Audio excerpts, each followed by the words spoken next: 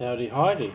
A show that I've been watching on YouTube quite a bit is called Stories Lost. Now, Stories Lost is about these UFO encounters that's happened in Europe from the 1950s. I think there's even some from the 1930s, but right through to the 80s, 90s, even to a couple of years ago. And there's hundreds of these encounters of people running into UFOs, entities from UFOs, strange lights, being followed in their car and all this sort of thing. And the narrator is fantastic. Each episode is through research. It's not made up stuff. It's what was reported, like witnesses coming forward to say this is what happened to them, local newspaper reports, all this sort of thing. So I would say at least 80 to 90% of these reports of what people witnessed are legit. But I know a lot of them sound far-fetched, but I'll just show you a little bit of it. And I've got to tell you, if you like the X-File music, the start of the show has a simple little tune that just sticks in your head forever. I think I've told you once before that I actually saw a UFO in Tassie, or unidentified aerial phenomena, or UAP, whatever they want to call them. And once you see one of these things, it goes into your head. I mean, it wasn't that big. It was following the power lines. I was probably only about 30, 40 metres away from it. But it was super bright, and it just went from one end of the street down the other and just took off and disappeared. And, it's an experience. And people say, "Oh, why didn't you take a photo of it?" Well, I was about to get into my car, and I didn't have my phone on me and stuff like that. But it was super bright, like a bright orange diamond. So once you have an experience like that, you start thinking more about what could be out there. So anyway, I'll just play a little bit of Stories Lost. Where are we? I'll just go over here. Whoops. Here we go. Here we go. I'll just show you a taste of it. Hello, everyone, and welcome to this episode of Stories Lost, where we take a closer look at some of the channel's earlier cases. Cases that, even after covering hundreds of others, have left a special, uncanny feeling that is hard. So there's hundreds of these cases. Hundreds. There's something going on out there, and I have no doubt in my mind we're being observed by entities from other galaxies or whatever. There's no doubt in my mind something is going on. Hard to chase. What these three cases have in common is that they all took place in Sweden between the 1930s and the mid-1950s. We will begin in 1955 and then move backward in time from there. 3 cases, 3 moments in time. Here it is. This is the music.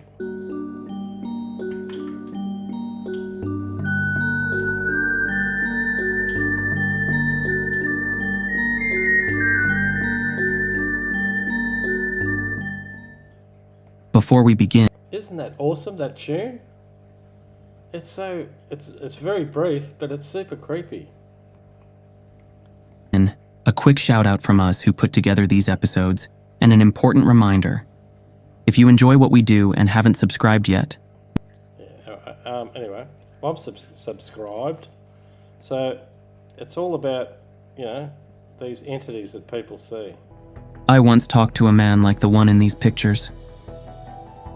Yeah, so in this case, this gentleman saw one of these pictures and he said that's what he saw 40 years ago when he was a kid, and he was a young man, and the same figure was seen by someone back around about that time.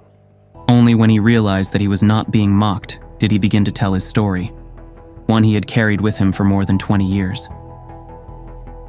What followed was told straight up and down, not framed by theory nor speculation.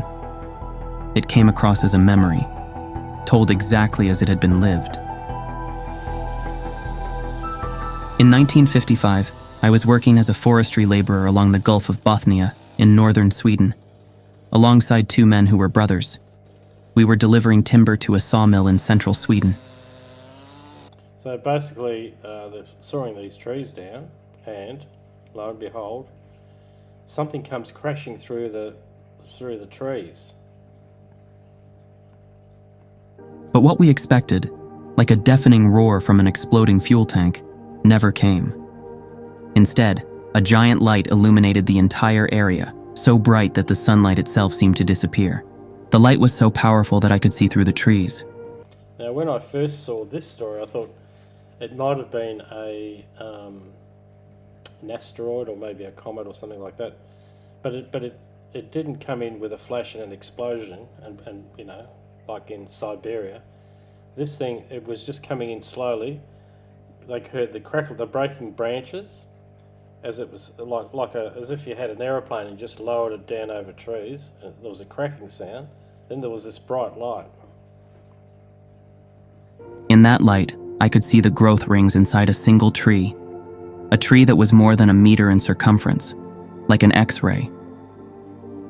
A few seconds later, a vacuum wave followed, pulling everything toward the center of the light. How freaky is that?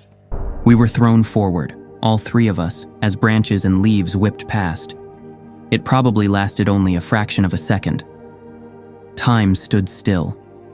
My entire life flashed before my eyes, and all sound vanished. Wow. When we had calmed down, we went to the impact site to see what had happened. But there was nothing there, only a few logs knocked over by the wind. Confused, we decided to return and continue our work. But when I reached the edge of the forest, one of the brothers suddenly shouted, "There's a dwarf in a uniform here." For a long time, we stood speechless, staring at the motionless figure. Now, I'll try and sum it up quickly. So this figure's on the ground in a little suit. It's like the size of a boy, and it's been injured. Obviously, there was this craft or whatever it was is either exploded or had a malfunction, and this creature's been left, and he's ended up on the ground, and he actually tells this worker, this timber worker, to wrap him in this blanket, which was next to him, and put him in the river. So he was compelled to do it. He actually did it, and then once the body was in the river, this little body, it just evaporated. And later on, the timber team looked up and they saw another craft like a cigar shape hovering around, as if it was almost as if they were looking over one of their own that had been injured and wanted to make sure it was vaporized, destroyed. But he said he was almost hypnotized, compelled to put this little body, to wrap it in this blanket, this that the creature had next to it, and put him in the river. There it is. That's a description of what it looked like. His hair was almost completely white. His earlobes were fused to his neck, shaped like small fins. His hands were small, with 5 narrow fingers and no nails. So I'll just sum up quickly. Most of these cases that I've seen, the entities or the creatures are either robotic looking and tall, or if they're humanoid looking, they're quite small. Like this guy, they're only like 4 foot, 3'5" or 4 foot tall. They're quite small in stature, with very fine lips and large eyes. Just check it out. If you're into UFOs and stuff like that, or if you're just wondering, what else could be out there, check it out. Stories Lost. I think you won't regret watching it. Again, I'll put the link in the comments on Facebook so you can check it out. Unbelievable. It sort of gives you the creeps.